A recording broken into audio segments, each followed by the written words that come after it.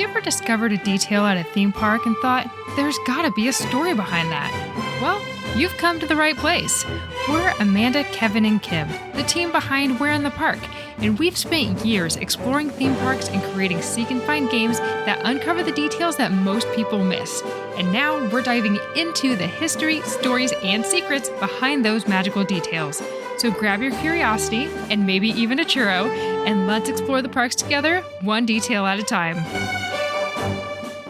Hello everyone, and welcome to the Where in the Park podcast. This is Kim, and we're continuing our journey around EPCOT's World Showcase at the Walt Disney World Resort in Florida. And our next stop is Norway. If you missed our earlier episodes, Kevin kicked off things by diving into the history of EPCOT and why the World Showcase exists in the first place. And Amanda took us through the Mexico Pavilion last month. I highly recommend checking those out, along with the associated blog post at whereinthepark.com/podcast, where you will find the copy of the script and some truly amazing photos. Now, maybe you want to explore EPCOT, and especially the World Showcase, in a totally new way.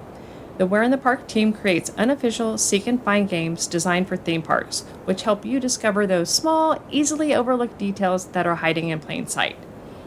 Each game pack includes a scan before playing QR code that includes instructions and replacement images if any images in your deck of cards is currently missing.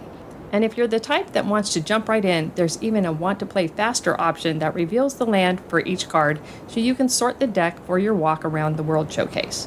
To start your adventure, head on over to whereinthepark.com and use code podcast10 to save 10% on your next order.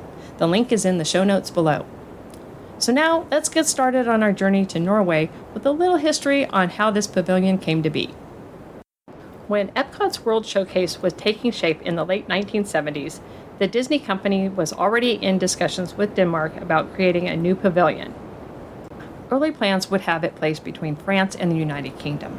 However, as the World Showcase layout evolved, especially with the introduction of the Lagoon Canal, the proposed location shifted to the space that would eventually become China. As we learned from prior episodes in this series, Disney preferred working with corporate sponsors that operated within each represented country. This helped avoid political issues and ensure access to a skilled, country-specific workforce. Some countries secured sponsors, but others struggled to gain support, resulting in several proposed pavilions that never made it past the planning phases, including Costa Rica, Spain, Equatorial Africa, and Russia. Even as late as 1983, the Disney company was still talking with Lego, hoping the iconic company might help fund the Danish pavilion. Despite the uncertainty, plans still moved ahead with Denmark. While some pavilions only had restrooms within restaurants, the park included several easier accessible restrooms around the World Showcase, such as Germany, the American Adventure, Morocco, and the United Kingdom. Although the plans for Denmark were not officially completed for the park's October 1982 opening, restrooms were placed within the boundaries of the planned pavilion. Besides, the plumbing infrastructure was already in place, and it saved the cost of adding restrooms later. By 1983, the Disney company expanded their vision, and the Danish pavilion concept would now also include Sweden and Norway, making it more of a Nordic pavilion. The three countries were approached to help fund the project, but Norway ultimately emerged as the sole focus after 11 private investors from the country, including Aker, Norstad, Norway Foods, and Den Norsk Creditbank raised $30 million to fund the construction. Disney contributed the remaining portion of the costs. With Norway officially selected, design concepts began to take shape. The pavilion spans 58,000 square feet and is designed to make you feel as if you're walking through a real Norwegian village. It blends 4 distinct styles of Norwegian architecture, representing the coastal cities of Bergen, Ålesund, Oslo, and the Stedestad Valley, creating a cohesive and immersive environment. The Norway Pavilion had soft openings on May 6, 1988, and officially opened on June 3rd to an international crowd. At the dedication ceremonies, then crowned Prince Harald V of Norway, along with Princess Sonja, dedicated the pavilion during a ceremony that was broadcast live to Norway. Members of the Norwegian Royal Guard attended, red, white, and blue balloons were released, and fireworks followed, symbolizing Norway's official arrival at EPCOT. During the ceremony, Crown Prince Harald stated, "Ladies and gentlemen, wishing the best of luck to Disney World and those who will be responsible for the operation of the pavilion. I hereby declare the Norway Pavilion open. Thank you. From the very beginning, the pavilion was designed not just as entertainment, but as a cultural and tourism showcase. Norway's government viewed it as a powerful promotional tool, even contributing annual funding for several years after opening. Early on, there were complaints that the pavilion didn't have its main attraction fully operational on day one. Maelstrom opened a month later on July the 5th, 1988, but more about Maelstrom later. For now, why don't we take a stroll around the pavilion as I point out the amazing architecture, provide some history of the buildings, and what you'll discover as you wander through Norway. We'll start our tour as we're coming from Mexico. The first section of Norway consists of a circular path leading back to the main World Showcase walkway. This section contains the Royal Summer House, the Wandering Reindeer, the rune carvings, a statue of Grete Waitz, and the Stave Church. Let's explore each of these in turn, then we'll go into the main section of the pavilion. The first building on the left is the Royal Summer House. This summer cabin is where you can meet Anna and Elsa from Walt Disney's animation studio film Frozen. The building itself opened on June 17, 2016 as part of the pavilion's expansion. The Royal Summer House building is inspired by the 1817 Deltley House in Oppdal, Norway. This was a unique building for its time due to it being a two-story house with a dedicated choir room. In 1924, it was moved to Svedesborg Tondelag Museum in Trondheim, which you can visit today.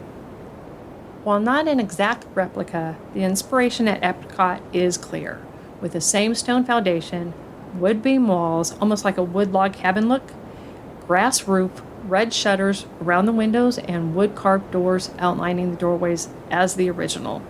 I love the little red gate and fencing around the front of the house. It makes it look very welcoming. Inside, you'll find rosemaling, a form of traditional Norwegian decorative folk art. This can be found in the scrolls and flower patterns found around the pavilion and was heavily used in the Frozen films. Before the Royal Summer House was the Viking ship play area, which was built in 1998 and served as a place for kids to play on a large ship, complete with shields along the outside and a large dragon head on the front. The play area was demolished in 2008 and was replaced with a planter where it sat vacant until construction began on the Frozen meet and greet area we have today. Next door is the Wandering Reindeer, which serves as the exit to the Frozen meet and greet experience, and where you can purchase your PhotoPass photos. I couldn't find any historical reference to the shop, except that it's a split log structure, which was common in Norway's rural communities. One thing I wanted to point out about the Wandering Reindeer building, as well as several other buildings in the pavilion, is the use of grass rooftops. Yes, that's real grass up there, and it's carefully maintained by the incredible horticultural cast members. I wonder how they keep that roofline so neat and lush. Turf roofs made of birch bark and sod are documented traditions in Norway, so we love that the designers went with an authentic look of that here. And just behind the Wandering Reindeer are the restrooms I mentioned earlier. Between the restrooms and the first entrance to the Stave Church is a statue honoring Grete Waitz, a legendary Norwegian marathon runner and world record holder. This life-size statue features Waitz in mid-stride and her hair flowing behind her. This statue at the park was presented by the Foundation for the Promotion of Athletics and is a replica of the one found at Bislett Stadium in Oslo, Norway, where she is from. Norwegian artist Niels Oz sculpted both statues. Waitz was a highly decorated runner, including 9-time winner of the New York City Marathon, and ran in 4 Olympic Games, winning a silver medal at the Los Angeles Games in 1984. She cemented her place in the Guinness Book of World Records, winning 12 World Marathon Majors, which was the most for any runner. That was just a small fraction of the races she won, and we can do an entire episode on her life and her legacy. But now you know why she has a tribute in the Norway Pavilion. What an amazing woman. She would pass away at the age of 57 after a long battle with cancer in 2011. Her legacy lives on as she is a legend not only in Norway but around the world. In 2021, a celebration of her accomplishment was broadcasted worldwide on Facebook with tributes from the Prime Minister, athletes, and more. Today, there are races that are named after her, and the marathon ran at Walt Disney World passed by her in the last mile of the race.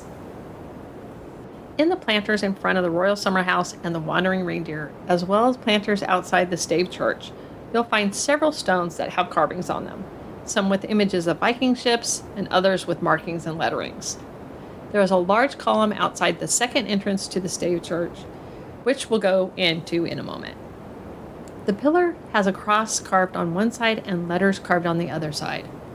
There's a sign next to it that reads, Runic Writings, how do you commemorate a great victory or milestones? If you lived in 11th century Norway, the answer might be a rune stone. Norwegians and Vikings raised these stones as a way to honor significant people, events, and victories in battle. Although there were many variations of the runic alphabet, it is called Frutark because the first 6 letters are F, U, T, H, A, R, and K.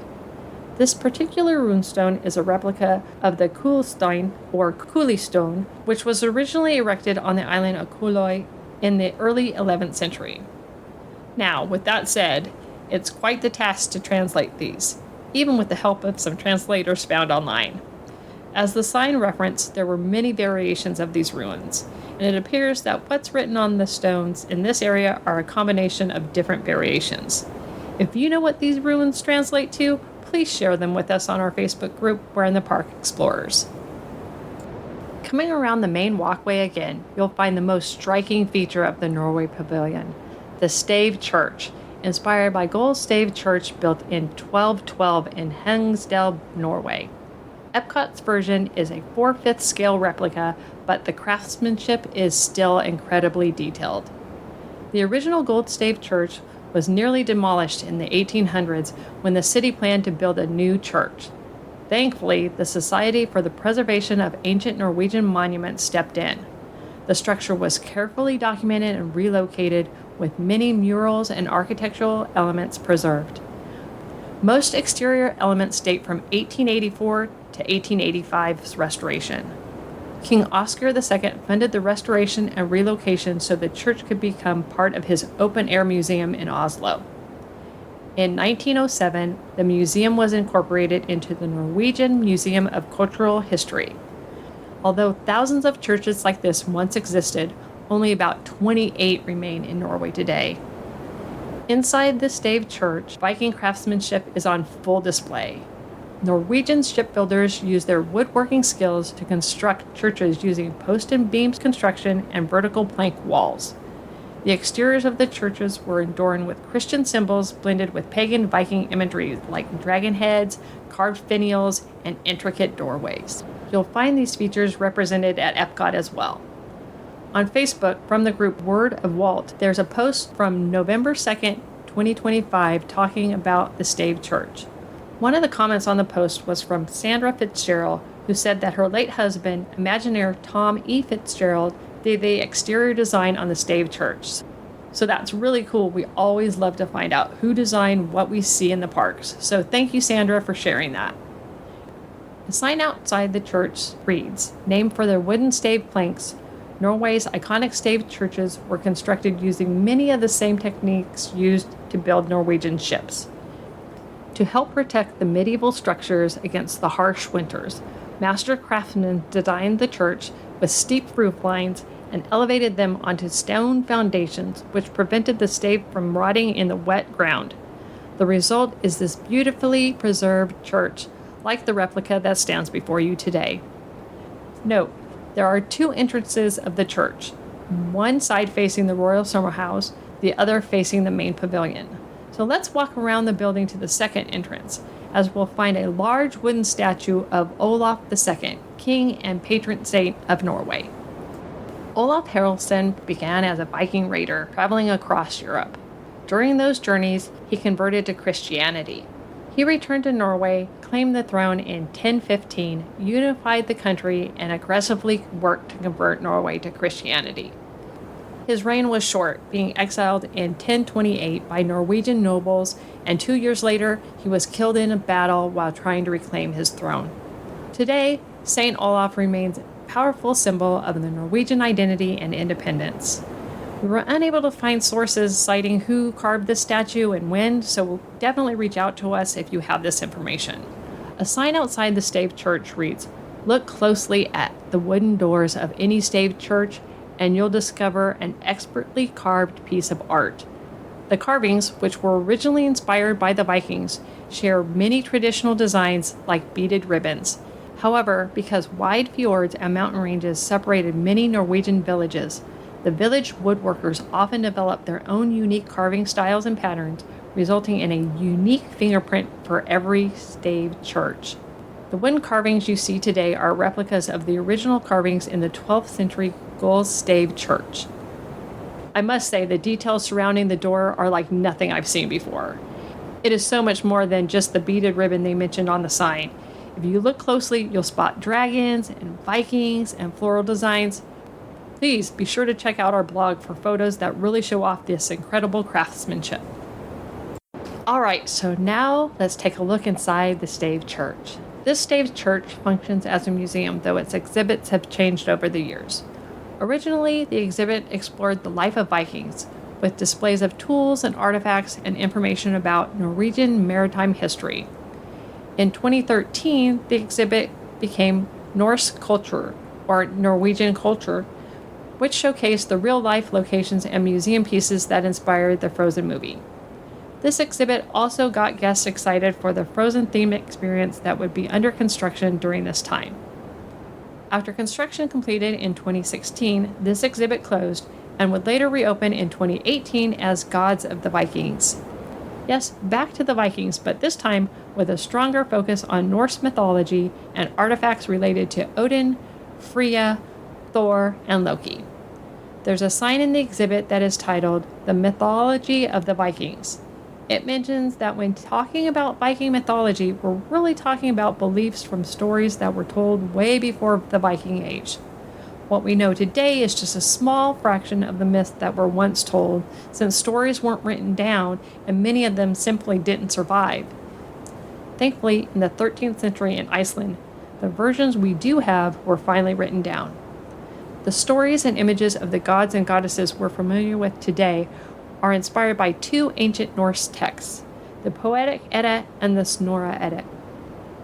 The Poetic Edda is a collection of poems that feature gods and dwarves. These poems were performed and passed down for hundreds of years before anyone ever wrote them down. Because of that, the Poetic Edda is our only original source for understanding what the Vikings believed about their gods. Snorra Edda was written in the 13th century by an Icelandic scholar named Snorri Sturluson. His goal was to revive Viking Age poetry. What makes Snorri's work so important is that he explains the mythological references found in the poems, which helps us to understand the mythology that we know today. There's an exhibit sign that reads, "Welcome to the mythical world of Vikings, where powerful gods and goddesses shape life and death. Created from the bones of giants and held together by a gigantic tree, this world was populated by bold deities that inspired heroic and ruthless deeds." Unlike the comic book characters and blockbuster movies of today, the Old Norse gods and goddesses were as real and as important to the Vikings as the air they breathed. The legends were part of the Vikings' daily lives and rituals, from eating and drinking to fishing the icy Nordic seas.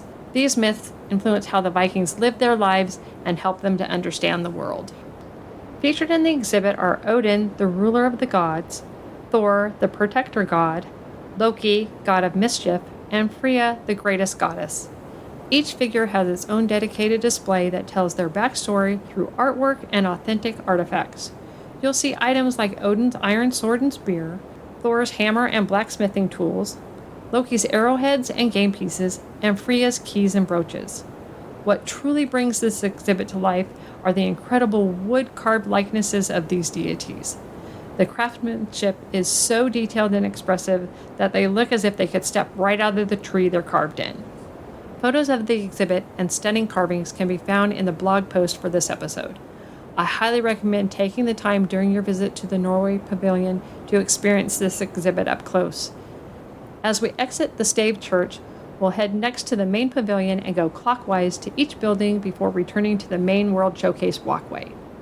Alright, so who's ready for some tasty treats? Our next stop is the Kringla Bakeri Og Kafe. From open-faced sandwiches to cinnamon rolls with orange cream cheese icing to Norwegian Kringla, which is a pretzel-shaped pastry with sweet fondant and chocolate topping, to their famous school bread, which is a sweet roll filled with custard and dipped in coconut. I'll take two. This quaint little shop is one you'll for sure want to stop by.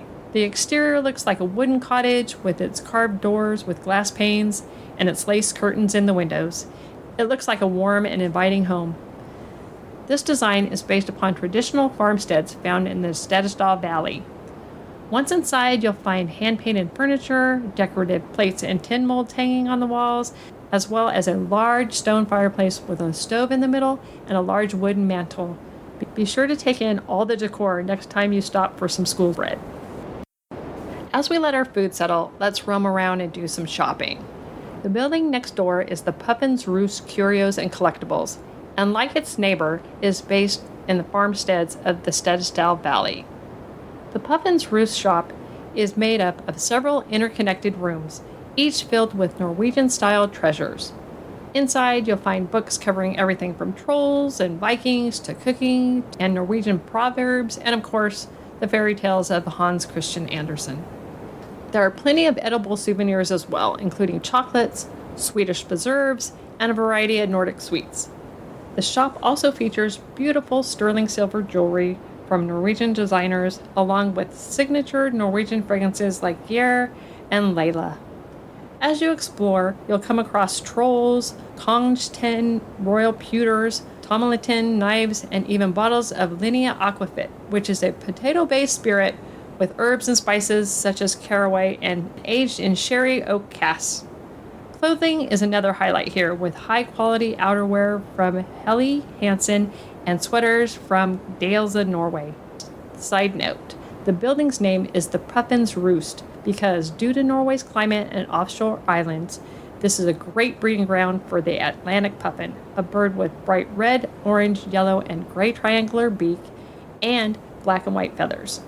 Although they number in the millions, the population is declining due to a shortage of food, which has them now being listed as endangered on the Norwegian Red List for species.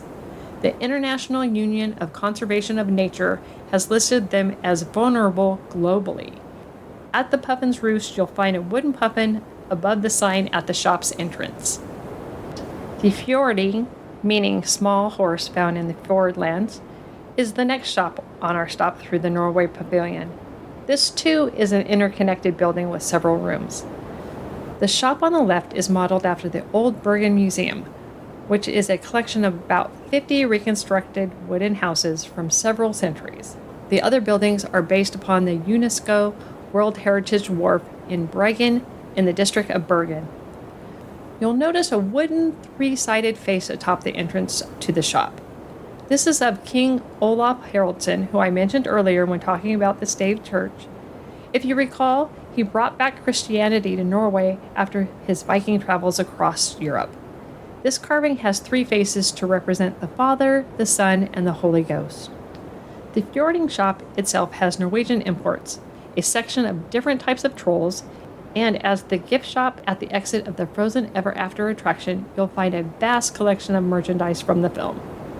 One thing that I know you can't overlook in the shop is the giant troll known as the Forgotten Troll, which is a great photo op. He is known by this name because apparently he comes to life at night, but in the morning doesn't remember what he did and can't even remember his name. He was designed by artist Bjorn Schultz. Fun fact, there are many versions of this troll around the world, including one at Flam Railway in Voss, Norway. You'll find troll merchandise throughout the Norway Pavilion. Folklore describes two types of trolls, the giants, known as Jontar, and the smaller, known as Holdeflor. The Jontar get their name and several characteristics from Norse ice giants in mythology. Scandinavian myths tell of all types of trolls that are larger than the average person and some with even 9 heads, living in caves or under bridges or even at the bottoms of lakes. Have you ever taken a photo of the troll in the Fjording shop? Please share your pictures with us in our Where in the Park Explorers Facebook group. In between the Fjording shop and the entrance of the Frozen Ever After attraction, you'll find a waterfall somewhat tucked away in the corner. Originally part of the Maelstrom attraction, The waterfall was opened at the top where you could see the boats from the ride and where the water seemed to flow from out of the cave. However, with the revision of Maelstrom into the now Frozen Ever After attraction, there is no longer a cave, but the waterfall still flows from the rock formation outside. It seems whenever an attraction or land gets a makeover or rethemed, the Disney Imagineers will almost always hide some sort of Easter egg from the prior attraction. If you look closely, something is hiding behind that waterfall. Oh, on the backside of water, if you will. Sorry, had to throw in that little Disney pun. It's a sword that was in the original Maelstrom attraction. When Frozen Ever After opened on June 21st, 2016, the ride reused the track and boats from Maelstrom, the Norway Pavilion's original attraction, which operated from 1988 until it closed in October 2014. Maelstrom was a Viking-style boat ride that took guests through Norway's past, 10th century villages, mythical forests, chanting trolls, polar bears, Atlantic puffins, living trees, and even a North Sea oil rig. One of its most memorable moments came when trolls cast a spell on the boat, sending riders backwards towards a dramatic waterfall drop. The experience ended in a peaceful fishing village and a theater showing the spirit of Norway. I could do a whole episode on this attraction, from its first concept artwork of the boats done by Imagineer Joe Rohde, or models of the boats and polar bears that were sculpted by Imagineer Jack Ferges, but we may have to save that for another episode on past attractions. But after 25 years, Maelstrom made way for something new and much more familiar to modern audiences. The exterior of the attraction received a full makeover. The buildings between the waterfall and the main attraction's entrance is a 2-story with light orange wood-paneled second story and beige stone on the first story. Above the blue arched windows and doors on the first floor is a painted sign that translates something along the lines of a cold storage wharf. Above this sign, on the second floor, is Kristoff from Frozen, carved from wood, which makes sense as he's an ice carver, so this would be where he stores his ice. This wooden statue has a roof over its head, and it stands on a small pedestal held up by a reindeer's head. In his right hand is a pickaxe, and in his left is a saw. Similar statues can be found in Bergen in Norway. We'll have a side-by-side from ones found on yesterland.com over on our blog. Stonework was added to the upper portion of this attraction's main entrance, giving it more of a castle-like appearance with arched cathedral windows and a grand doorway and fresh paint. This stone structure is inspired by Rohde Hall in Norway, which was a building inside the Bergenhus fortress. This medieval building was used for celebrations by the royal family, which makes sense since we are entering the castle to see Princess Anna and Queen Elsa. Instead of traveling through Norwegian history, guests are now visiting Arendelle with a celebration that takes place fittingly in the middle of summer. Now, you'll want to skip ahead if you haven't ridden the attraction and don't want any spoilers, okay? This experience starts before you even board. The inner queue offers a nighttime view of Arendelle's castle courtyard, and guests pass Wandering Oaken's trading post, where Oaken can be heard calling out greetings and clearing steam from his sauna windows. Once on the water, Olaf and Sven welcome riders and help set the stage for the festival. In Troll Valley, Grandpappy Troll explains how Anna and Kristoff first met. The boats then glide uphill to the Ice Palace and come across a joyful Olaf ice skating and singing alongside Anna, Kristoff, and Sven. One of the ride's most striking moments comes next. The doors open to reveal Elsa on the balcony of her ice palace singing Let It Go as snow appears to fall all around the room. This is also where the boat changes direction and begins traveling backwards, allowing guests to linger longer in the scene. From there, guests encounter a giant snowman named Marshmallow from the original film, along with several miniature snowmen known as Snowgies, who first appear in the Frozen Fever short and later in Frozen 2. The journey ends with fireworks and a warm goodbye from the entire cast of characters. While Frozen Ever After replaced Maelstrom, it's still about 30 seconds longer thanks to the changes in how loading and unloading are handled. The attraction also introduced new technology, including all-electric audio animatronics and micro projectors that mapped facial expressions directly onto character molds, creating more of a lifelike movement and emotion. However, the attraction just reopened February 12, 2026, with updated audio animatronic figures with faces that no longer use microprojectors. This updated version was first used in Tokyo Disney Seas in 2024, so if you've ridden this before, it's time to go back and see the updates. Next, we traveled to Akershus Royal Banquet Hall. Originally named Restaurant Akershus, but now called Akershus Royal Banquet Hall, this building was designed after the 12th century Akershus fortress and castle, which guarded the city of Oslo, Norway. I couldn't find the exact date or year that the construction started on the fortress in Norway, but it's believed to be around the late 1290s. The fortress was originally designed for military defense with thick stone and brick walls and watchtowers built on a peninsula overlooking Oslo. The fortress was never captured by a foreign force, although it was under attack by Swedish soldiers 5 different times between 1309 and 1567, and also attacked in 1502 by Scottish soldiers. In 1940, during World War II, the fortress was surrendered without a battle to Nazi Germany. On May 11th, in 1945, the fortress was handed over to Fitzgerald on behalf of the Norwegian resistance movement. Today, the fortress is used for both offices for the Norwegian Ministry of Defense and the Norwegian Resistance Museum and is open to the public. The original and the replica are built with natural stone and masonry. In the Norway Pavilion, the fortress walls contain iron pieces embedded in the masonry, which is a nod to the construction of the original. Since stone and brick walls are extremely heavy and can sag and collapse over time, in medieval times, buttresses were often used to prevent these issues and help stabilize the walls. However, iron tie rods were more efficient and more cost-effective. The rods connected to the parallel walls and end caps helped to secure them in place. There are gun turrets built into the walls and along the top of the structure. They even recreated one of the fortress's steeples. For the Norway Pavilion, the lead designer was John Hench, Disney legend and once executive vice president of WED Enterprises, who by then was in his late 70s. Katie Olsen, along with some other architects, were in charge of the color scheme for the pavilion. Katie recalls meeting John regarding this castle. She suggested that they painted using very authentic drab colors. John thought that would be boring. He saw a photo of a pink wall in Norway and thought that's the color the castle should be.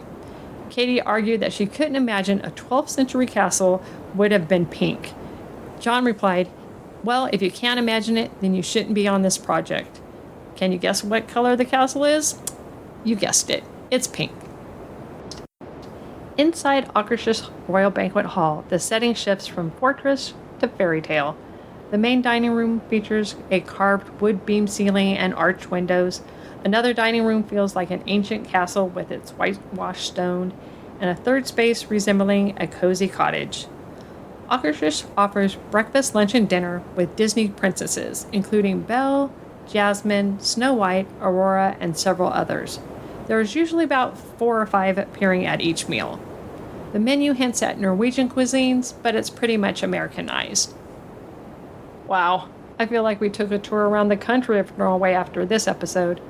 If there's anything you think we've missed or any fun fact you may have about the Norway Pavilion, please join our free private Facebook group, Where in the Park Explorers, to share your knowledge with us and the group. We hope that you've enjoyed this episode and learned something new about this pavilion. And remember, make sure to join our Park Press newsletter to be notified when a new podcast blog is being released. Next month, we continue the clockwise journey around the World Showcase with the next stop in China. Let us know if you have any questions or suggestions for further episodes you'd like us to do by sending us a DM at Where in the Park on Instagram or Facebook, or reach out on this podcast's private Facebook group, Where in the Park Explorers. Be sure to share your stories and photos in the group. We'd love to hear from you. Thanks for listening, and until next time, we'll see you somewhere in the park.